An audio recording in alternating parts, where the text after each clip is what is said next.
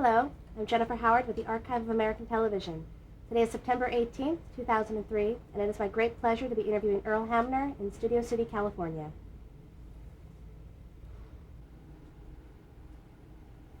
All right. Thank you so much for sitting down with us for this interview. We're going to take a few minutes and get some information about your early years and influences. Okay. What was your name at birth? Earl, Henry after my grandmother, Hamner, and Junior after my father. Did you have any nicknames? My father used to call me Sparkplug for some reason. Thank God it didn't stick. When were you born?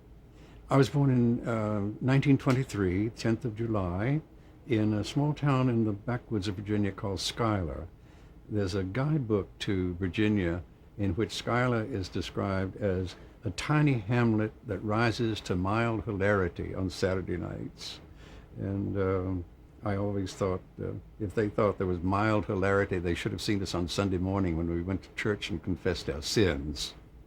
It's geographically, Schuyler is 24 miles south of Charlottesville, which is the home of where Thomas Jefferson lived. And ironically, people now leave Monticello and ask the guides which way to Walton's Mountain, which I think would have amused Thomas Jefferson. What was your mother's name? My mother's name was Doris Marion Giannini, and there's an interesting background to the Giannini family. They were brought over by Thomas Jefferson because he wanted to start a wine industry in Virginia, and my ancestor came from Lucca, a little town in Tuscany, and his name, of course, was Tony Anthony Giannini, and he brought cuttings from his vines, but they didn't live in the Monticello soil, and there were 4 of them actually brought over, 4 Italians, and 3 of them went back, but Anthony stayed, and that was how my mother's family got started in Virginia.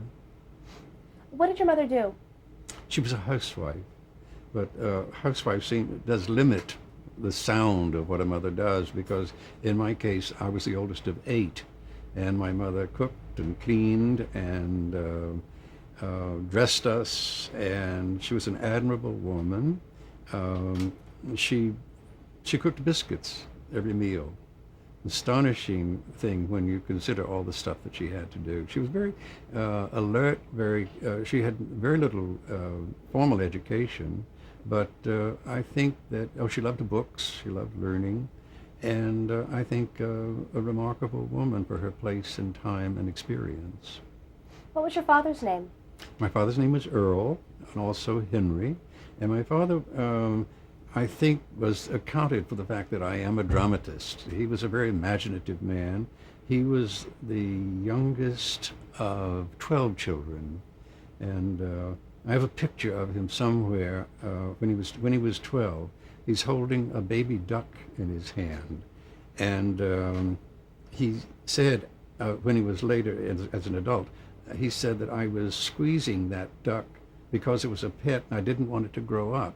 But he said an interesting thing. He said, if you hold something too tight and won't let it grow, it will die. And can I tell you a couple of father stories? Please. He once did something very funny at Christmas. There was snow on the ground, and he went outside and made a great noise. And when he came back in, all of us children said, "Daddy, what's happening out there?" And he said, "I don't know, I brought this stuff in here, but I ran into an old man out there. He's dressed in a red suit, and some kind of funny little animals were pulling a sleigh."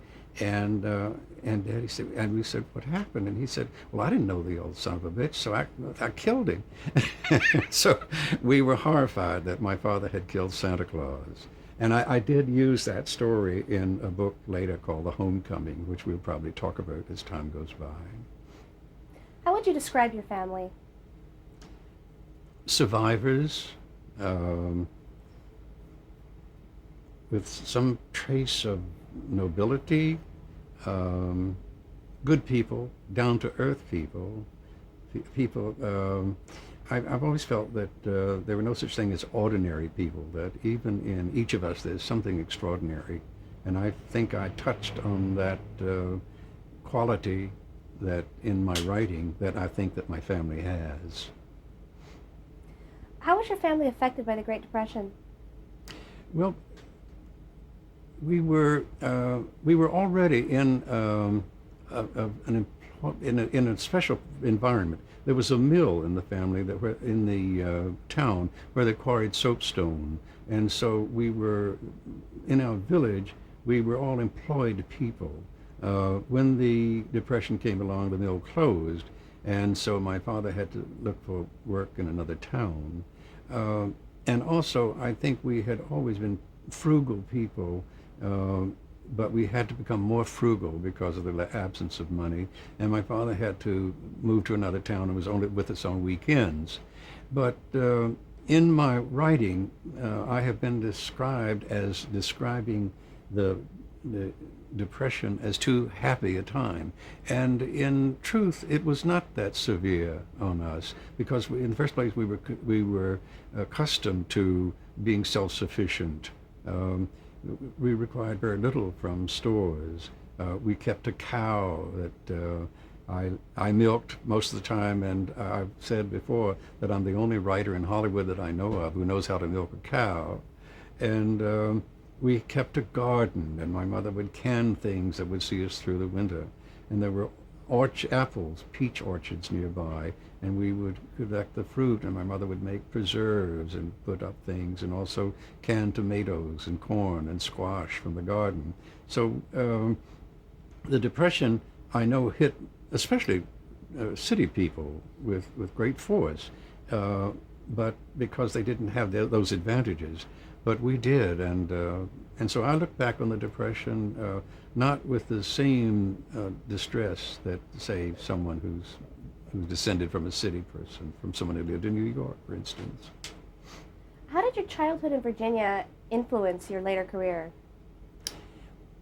Well, let me quote something that I wrote once in a Walton script. It was called Founders Day, and if I can remember it, it went something like, there is something in us that tells us all we will ever know about ourselves, where we will be born, where we will live, and where we will die.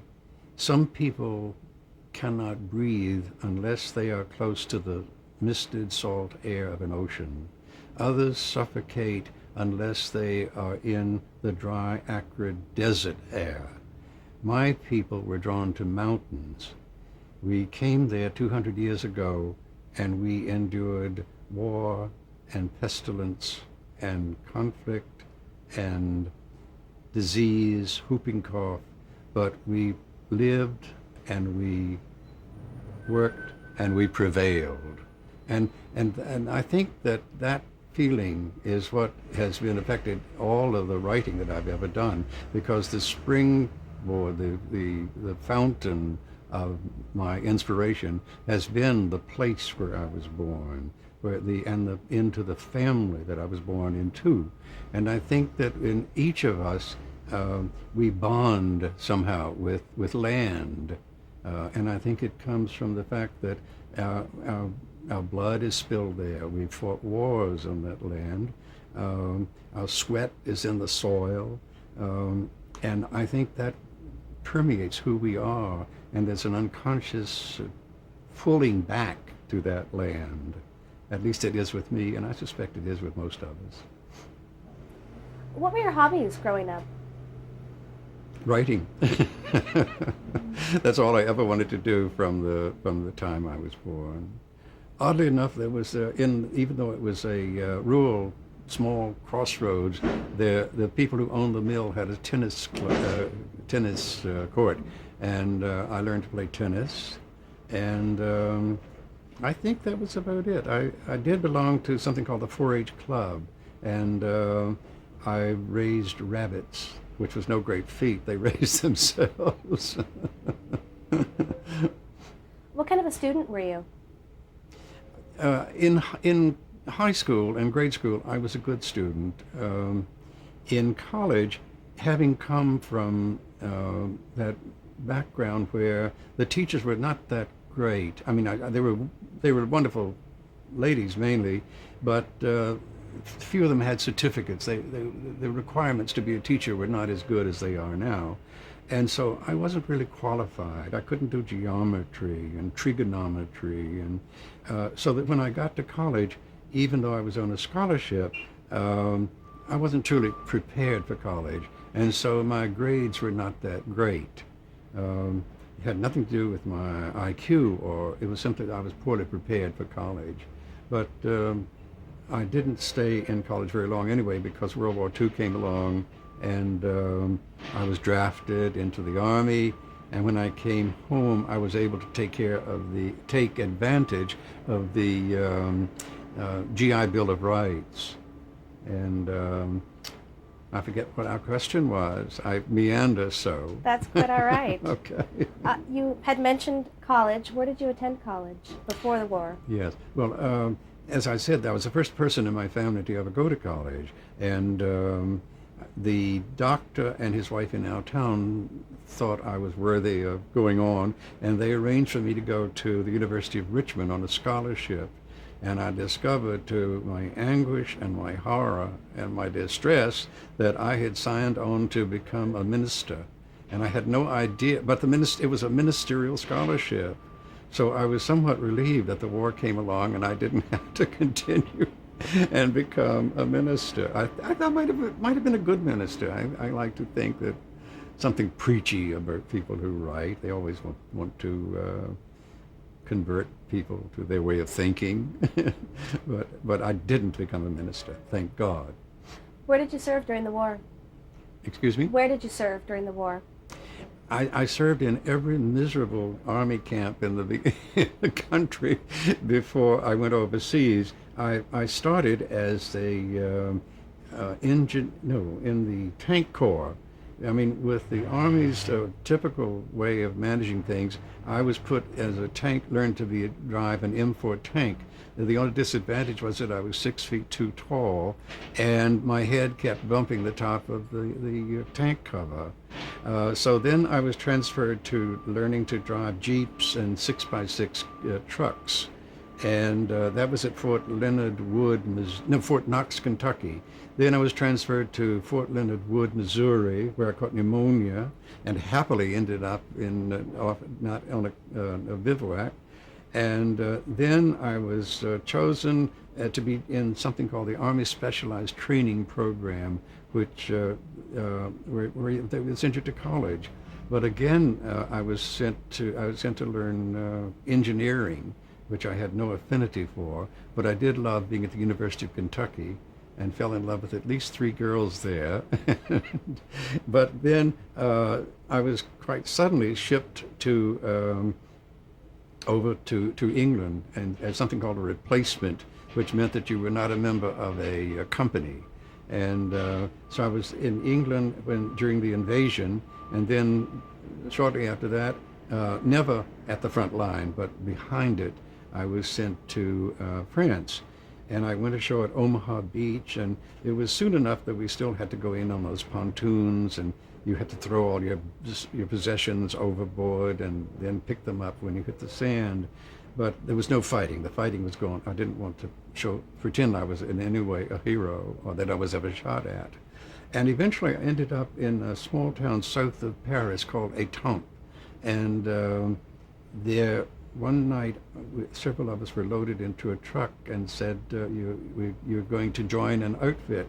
So I thought, by that time I had learned to defuse landmines, which is a very dangerous occupation. So I thought, well, golly, I'd probably be dead within a couple of days. But instead, this truck rolled through Paris, which I recognized from pictures. And I thought, gee, this is fun. At least I'm going to see Paris before I die. And the truck stopped, and they told us to get out. And because I could type, I had been assigned to a company in Paris. And I lived there for the next 2 years and learned French. I worked with French people and had a grand time. I mean, I sometimes feel guilty that other people were losing their lives just a few miles away, but at least I hadn't requested that duty. Where did you attend college after the war? After the war, I had the GI Bill of Rights, so I did not have to take a declare my intention to become a minister. So I went up to Northwestern and for a semester, but they were already full. They simply had taken me on just for the summer semester and couldn't keep me for the fall. And then I heard about a course in communications, and at that time it was radio because it was 1948 or 49, I guess. And they were offering a course in communications at the University of Cincinnati in one of their categories called the College of Music of Cincinnati. It was their first year of offering this course, and they accepted me, and I graduated then from the University of Cincinnati. It was a good time. Had you listened to the radio growing up? Oh, yes, yes. Who were some of your favorite entertainers, your favorite programs? I think that people on the Grand Ole Opry, it began interesting me. Later, I met some of those same people, but that was what that was the music of the people that I grew up in and came from. But I also listened to Edgar Bergen and Charlie McCarthy. Edgar was the father of Candace, and there were great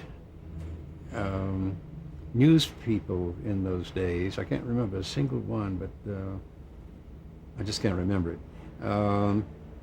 But the radio was our television. And it was so interesting that while I listened, Fred Allen, Jack Benny, those incredibly great comedians.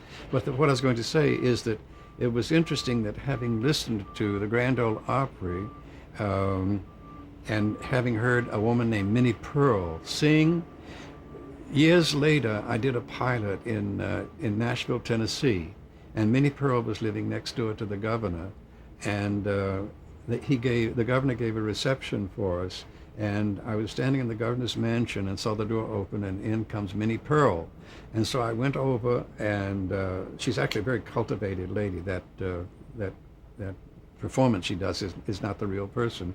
I went over and said, Minnie, I have always adored you, and I never expected to meet you. And she said, honey, I'm a big Walton fan. I feel the same way about you, which was great fun.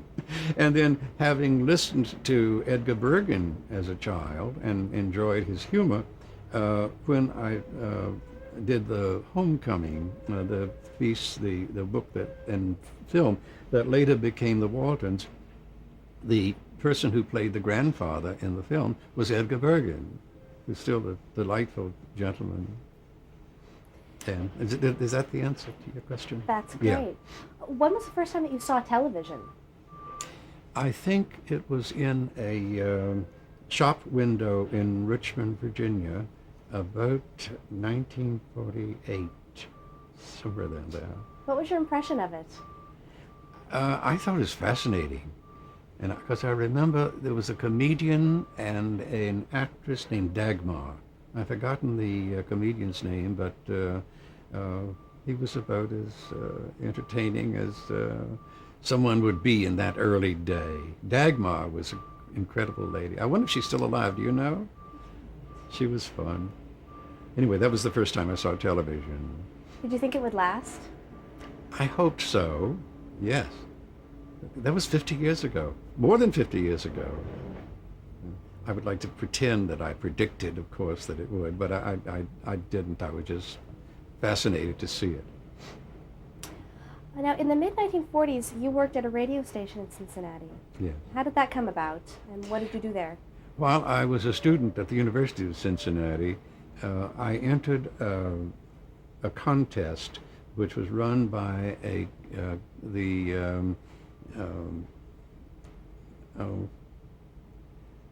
by an advertising agency, whose name I can't remember. Anyway, it was called the Dr. Christian contest, and Dr. Christian was an actor portrayed by, his name is gone too. I'm so old and my mind is gone. That's all right. Let's see, what was his name?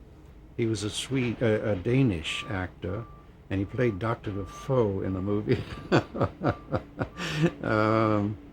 Anyway, he I'll get back on track. The contest was called the Dr. Christian contest, and Dr. Christian was a small town doctor who was very meddlesome, and his stories came out of the fact that he became involved in people's lives, and the town was called Rivers Inn, USA, and the doctor's name was Dr. Christian, and his nurse's name was Nudie Price. And I entered that contest, and because it was an assignment from in the class I was taking, and actually I won. I was one of the winners. One of the other winners was Rod Serling, and another was one of the very distinguished writers here in town, John McGreevy, and that was to have a bearing on my career much later, if we talk about the Twilight Zone. And the agency was the McCann Erickson Agency, and I became a friend of Mrs. McCann because she loved the script that I had written, and but I got fired from the job for an interesting reason.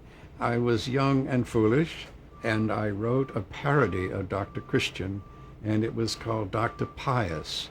And instead of Rivers Inn, USA, it was set in River Bottom, USA. And instead of his nurse being called Judy Price, I named her Nudie Rice. And I wrote this script called Hassling. And the script opened with Dr. Christian and Nudie Rice, Dr. Pius and Nudie Rice hassling on the floor. And I did a 2-page description of how they should hassle. And the program was sponsored by the Vaseline Petroleum Company. And so when a patient would come in, someone would come in with pyromania, and Dr. Pius would prescribe Vaseline Petroleum Jelly. And another person came in with canker of the withers, and he cured it with Vaseline Petroleum Jelly. And so, of course, some sneak showed it to Mrs. McCann, and she suggested I find another job. But she was a delightful woman. I'm working on a book at the moment called Generous Women, and Mrs. McCann is one of the generous ladies that I have included in the book, which we may talk about later too. Now, the job that you got fired from was with the McCann Erickson the agency itself. How long were you with them? Not very long. And then you went to the radio station? Was this in Cincinnati or New York? Cincinnati. Yeah, I'm sorry, I jumped the gun. In Cincinnati, I was at a radio and television station called WLW, which is the flagship station of Ohio. And I was a fledgling radio writer, and it was my first paying job. And I was there for, I think, about 2 years. WLW is sort of the birthplace of stars. The people like Rosie Clooney came out of there, and Red Skelton had worked there. And when I left, couple of years later, to resign and to write a book, my place was taken by Rod Serling. And years later, when I would run into Rod here in town, he would always introduce me as the man who gave him his first job. But that was a delightful time, and it was through people that I met at, incidentally, I have always run into not a lack of confidence, but barriers in my career. And one of them was, immediately in college, my writing instructor said, "You have no talent, so don't bother." But it didn't stop me, and even when I was back in World War II, I kept notes and I wrote stories. But when I was working at WLW, I kept wanting to go to New York and work, and they said, "Oh, that's the big time, you'll never make it." But I went, and I did make it. And then when I was working in radio, they said, "Oh, you can't do television because you're written only for the air, and you should have been a stage person to write for television." But I went around seeing lots of producers, and they all said, "Well, you're radio, you can't do television." And finally, I went to a man named Mark Smith, who was the editor on a show called the Theater Guild on the Air. And Mark said, well, you're handicapped because you haven't done television. And I said, Mark, I'll make a deal with you. Give me the same assignment that you will give to your best writer, and give me the same time frame that you've given your best writer, and I will bring you a script that is better than your best writer has written. So he said, with that kind of arrogance, I can only give you a job. And so then I went to work in television. But then when I came to Hollywood, they said, well, you've been doing live television, you can't do film. And so I saw a lot of producers and went around town, desperately poor. And finally, I thought of doing a couple of sample stories for Rod Serling in The Twilight Zone, and Rod wrote both of them. But if I have any message for young writers, it is be arrogant and don't believe when people tell you that you can't do something. That's a long tangential story, and I've forgotten where we were. Well, let's talk about when you first moved to New York. Why did you move there, and what were your aspirations?